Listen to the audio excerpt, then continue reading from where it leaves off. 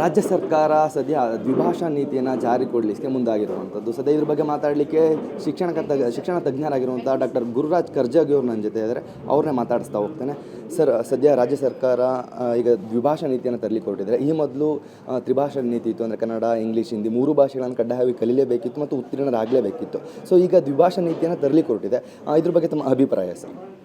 ಅಲ್ಲ, ಆ್ಯಕ್ಚುಲಿ ಒಂದು ತಪ್ಪು ಕಲ್ಪನೆ ಏನಂದರೆ ಮಕ್ಕಳಿಗೆ ಭಾರ ಆಗ್ತದೆ ಅಂತ. ಭಾಷೆ ಕಲಿಯೋದು ಭಾರ ಅಲ್ಲ ಮಕ್ಕಳಿಗೆ. ಅದನ್ನು ನಾವು ಮಾಡಿದ್ದು ಅದನ್ನು 3ನೇ ಭಾಷೆ ಅಂತ ಮಾಡಿದ್ದು. 3ನೇ ಭಾಷೆ ಅದು ಮುಖ್ಯ ಅಲ್ಲ ಅಂತ ಮೊದಲು ಗೊತ್ತಿದೆ ಅವರಿಗೆ. ಅವ್ರ ಪಠ್ಯಕ್ರಮ ಕೂಡ ನೋಡಿದ್ರು ಕೂಡ ತುಂಬ ಸುಲಭ ಆಗಿರಬೇಕು, ಭಾಷೆ ಪರಿಚಯ ಆಗಬೇಕು, ಅದರಲ್ಲಿ ವಿದ್ವತ್ ಬರದೆ ಹೋದರೂ ಪರಿಚಯ ಆಗಬೇಕು ಅನ್ನೋ ಉದ್ದೇಶದಿಂದ 3ನೇ ಭಾಷೆ ಮಾಡಿದ್ದು. ಈಗ ಕೇಂದ್ರೀಯ ಕರಿಕ್ಯುಲಮ್ನಲ್ಲೆಲ್ಲ ಆಗಿದೆ, 9ನೇ ಕ್ಲಾಸ್ವರೆಗೂ 3 ಭಾಷೆ ಇರುತ್ತೆ, 9ಕ್ಕೆ ಡ್ರಾಪ್ ಆಗ್ತದೆ, 2 ಉಳಿದುವಂಥದ್ದು. ಅದು ಒಂದು ರೀತಿನ ಇನ್ನೊಂದು ಭಾಷೆಯನ್ನು ಕಲಿಯೋಕ್ಕೆ ಅವಕಾಶ ಆಗ್ತಿತ್ತು, ಅದರ ಪರಿಣಿತಿ ಬರದೇ ಹೋದರೂ ಕೂಡ. ಅದರಿಂದ ಅದಿದ್ದರೂ ಸರಿ ಇದು ನನ್ನ ನಂಬಿಕೆ. ಯಾಕಂದರೆ ಭಾರ ಆಗೋಲ್ಲ ಮಕ್ಕಳಿಗೆ. ಈಗ ನಾವು ತಕ್ಷಣ ತೆಗೆದು ಅದನ್ನು ಗ್ರೇಡ್ ಮಾಡ್ತೀವಿ ಅಂದ ತಕ್ಷಣ ಓದಲ್ಲ ಮಕ್ಕಳು, ಅದನ್ನು ಹೇಗೂ ಪಾಸ್ ಆಗಿಬಿಡ್ತೀವಲ್ಲ ಅಂತ. ಹಾಗಾಗಿ ಒಂದು ಭಾಷೆ ಮೂಲಕ ಒಂದು ಸಂಸ್ಕೃತಿಯನ್ನು ಅರಿಯುವಂಥ ಅವಕಾಶ ತಪ್ಪೋಗುತ್ತೆ ಮಕ್ಕಳಿಗೆ ಅಂತ ನನಗೆ. ಇದುವರೆಗೆ ತೊಂದರೆ ಆಗಿರಲಿಲ್ಲ. ಮತ್ತು ಇನ್ನೊಂದು ತೀರ್ಮಾನ ಮಾಡಿದರೂ ಕೂಡ ಅದು ಮೊದಲೇ ಚೆನ್ನಾಗಿ ಯೋಚನೆ ಮಾಡಿ ಶೈಕ್ಷಣಿಕ ವರ್ಷ ಶುರುವಾಗೋ ಮೊದಲೇ ಮಾಡಬೇಕು. ಈಗ ಪರೀಕ್ಷೆ ನಡೆದಾಗ ಹೇಳೋದಂದು ಸರಿ ಆಗಲಿಲ್ಲ ಅಂತ. ಸರ್, ಈಗ ಕರ್ನಾಟಕ ಸಾಮಾನ್ಯವಾಗಿ ತಮಿಳು ಸರ್ಕಾರಿ ಶಾಲೆಗಳಿದೆ, ತೆಲುಗು ಸರ್ಕಾರಿ ಶಾಲೆಗಳಿದೆ, ಉರ್ದು ಸರ್ಕಾರಿ ಶಾಲೆಗಳಿದೆ. ಸೊ ಈ ನಿಟ್ಟಿನಲ್ಲಿ ಸಾಮಾನ್ಯವಾಗಿ ಆಯಾ ಭಾಷೆಗಳನ್ನು ಪ್ರಥಮ ಭಾಷೆಯಾಗಿ ಅಥವಾ ಇಂಗ್ಲೀಷ್ ಭಾಷೆನೇ ದ್ವಿತೀಯ ಭಾಷೆಯಾಗಿ ಕನ್ನಡ ಮತ್ತೆ ಮೂಲೆ ಗುಂಪಾಗುವಂಥ ಸಾಧ್ಯತೆಗಳಿದೆ. ಸೊ ಇಲ್ಲಿ ಯಾವ ರೀತಿ ತರ್ಬೋದು?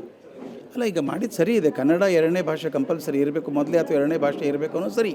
ಅದು ಕನ್ನಡದಲ್ಲಿದ್ದವ್ರು ಎಲ್ಲರೂ ಕನ್ನಡ ಓದಬೇಕು ಅನ್ನೋದ್ರಲ್ಲಿ ಯಾವ ಸಂಶಯನೂ ಇಲ್ಲ, ಮಾಡಲೇಬೇಕು ಅದನ್ನು. ಈ 3ನೇ ಭಾಷೆ ಅಂತಿದ್ದದ್ದು ಹಿಂದಿ ಮಾತ್ರ ಇರಲಿಲ್ಲ, ಸಂಸ್ಕೃತನೇ ಇತ್ತು. ಕೆಲವೊಂದು ಇಂಟರ್ನ್ಯಾಷನಲ್ ಸ್ಕೂಲಲ್ಲಿ ಕೆಲವು ಕಡೆ ಬೇರೆ ಕಡೆಗೆ ಫ್ರೆಂಚು ಕೂಡ, ಸ್ಪ್ಯಾನಿಷ್ ಕೂಡ ಇಟ್ಕೊಂಡಿದ್ದಾರೆ. ನಮ್ಮಲ್ಲಿ ಅದಿರಲಿಕ್ಕಿಲ್ಲ. ಇನ್ನೊಂದು ಭಾಷೆ ಕಲಿಯೋ ಅವಕಾಶ ಇತ್ತು ಅಂತ ಅಷ್ಟೇ. ಒಂದು ಭಾಷೆಗೆ ಅವಕಾಶ ಬಂದರೆ ನೀವು ಬೇರೆ ರಾಜ್ಯಕ್ಕೆ ಹೋದಾಗ ಮಾತಾಡೋಕೆ ಅನುಕೂಲ ಆಗ್ತದೆ.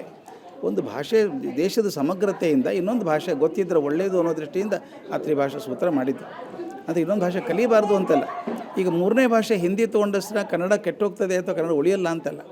ಕನ್ನಡಕ್ಕೆ ಪ್ರಾಮುಖ್ಯತೆ ಇದೆ. ಅದು ಮೊದಲನೇ ಭಾಷೆಯಾಗಿಯೋ 2ನೇ ಭಾಷೆಯಾಗಿ ಮಕ್ಕಳು ಕಲಿತಾರೆ. ಅದ್ರ ಜೊತೆಗೆ ಇನ್ನೊಂದಿರಲಿ ಅಂತ ಅವಕಾಶ ಇತ್ತು ಅಷ್ಟೇ. ಸರ್, ಈಗ ಅದೇ ತಮಿಳು ಮತ್ತು ತೆಲುಗು ಈ ಒಂದು ಮಾಧ್ಯಮಗಳಲ್ಲಿ ಅಧ್ಯಯನ ಮಾಡ್ತಿರೋರು ಫಸ್ಟ್ ಲ್ಯಾಂಗ್ವೇಜ್ ತಮಿಳನ್ನೇ ಓದ್ತಾರೆ, ತೆಲುಗನ್ನೇ ಓದ್ತಾರೆ ಅಥವಾ ಉರ್ದುವನ್ನೇ ಓದ್ತಾರೆ. ಸೆಕೆಂಡ್ ಲ್ಯಾಂಗ್ವೇಜ್ ಆಟೋಮೆಟಿಕಲಿ ಇಂಗ್ಲೀಷನ್ನು ಆಯ್ಕೆ ಮಾಡ್ಕೊಳ್ತಾರೆ. ಸೊ ಆಗ ಥರ್ಡ್ ಲ್ಯಾಂಗ್ವೇಜ್ ಕನ್ನಡ ಆಗುತ್ತದೆ, ಅಥವಾ ತೊಗೊಂಡೇನೂ ಇರ್ಬೋದು, ಬೇರೆ ಭಾಷೆನೇ ತೊಗೊಳ್ಬೋದು. ಸೊ ಈಗ ಯಾವ ರೀತಿ ಎದುರಿಸ್ಬೋದು ಸರ್ಕಾರ, ಅಥವಾ ಆ ಮಧ್ಯೆ ಅಲ್ಲಿ ಯಾಕೆ ಈ ಒಂದು ನಿರ್ಧಾರ ಎಲ್ಲೋ ಲೋಪವಾಗಿ ಹೋಗ್ತದ ಅಂತ? ಇಲ್ಲ, ಹಾಗಾಗೋದಿಲ್ಲ. ಯಾಕಂದರೆ ಯಾವ ಮಾತೃಭಾಷೆನ ಅವರೇ ಆಯ್ಕೆ ಮಾಡ್ಕೊಂಡಿದ್ದಾರೆ. ಮೊದಲನೇ ಭಾಷೆನ ತಮಿಳನ್ನು ತೆಲುಗನ್ನು ಮಾಡ್ಕೊಂಡವರು 2ನೇ ಭಾಷೆನ ಕನ್ನಡ ಮಾಡಬೇಕು ಅಂತ ಕಂಪಲ್ಸರಿ ಮಾಡ್ಬೋದಲ್ಲ. ಈಗ ಅವ್ರು 3ನೇ ಭಾಷೆ ಕನ್ನಡ ಕಲಿತಾ ಇದ್ರು ಅಂತ ಇಟ್ಕೊಳ್ಳಿ, ಈಗ ಅದು ಹೋಗ್ಬಿಡುತ್ತೆ.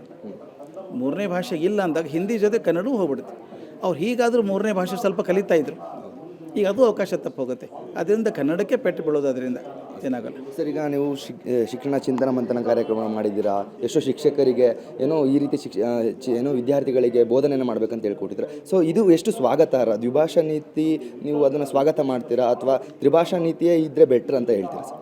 ಅಲ್ಲ, ನನ್ನ ಕೇಳಿದರೆ ಮಕ್ಕಳಿಗೆ ಭಾಷೆ ಕಲಿಯೋಕ್ಕೆ ಕಷ್ಟನೇ ಇಲ್ಲ. ಈಗ ನೀವು ನೋಡಿರಬೇಕು, ಮನೆಗಳಿದ್ದಾವೆ, ಅಪಾರ್ಟ್ಮೆಂಟ್ಸ್ ಕಾಂಪ್ಲೆಕ್ಸ್ ಇರುತ್ತೆ, ಅಲ್ಲಿ ಮಕ್ಕಳು ಆಟ ಆಡ್ತಿರ್ತಾರೆ. ಒಂದಕ್ಕೊಂದು ಭಾಷೆ ಬರಲ್ಲ, ಕಲ್ತು ಬಿಡ್ತಾವೆ ಮಕ್ಕಳೆಲ್ಲನೂ.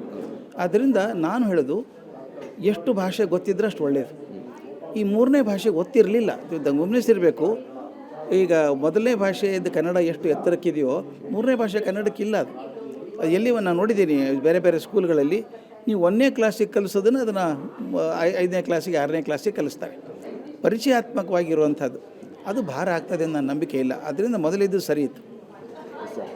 ಇದಿಷ್ಟು ಶಿಕ್ಷಣ ತಜ್ಞರಂತ ಡಾಕ್ಟರ್ ಗುರುರಾಜ್ ಕರ್ಜಗಿ ಅವರ ಮಾತುಗಳಾಯಿತು. ಕ್ಯಾಮ್ರಾ ಪರ್ಸನ್ ಮಹೇಶ್ ಜೊತೆ ಸುಮನ್, ಏಷ್ಯಾನೆಟ್ ಸುವರ್ಣ ನ್ಯೂಸ್, ಬೆಂಗಳೂರು.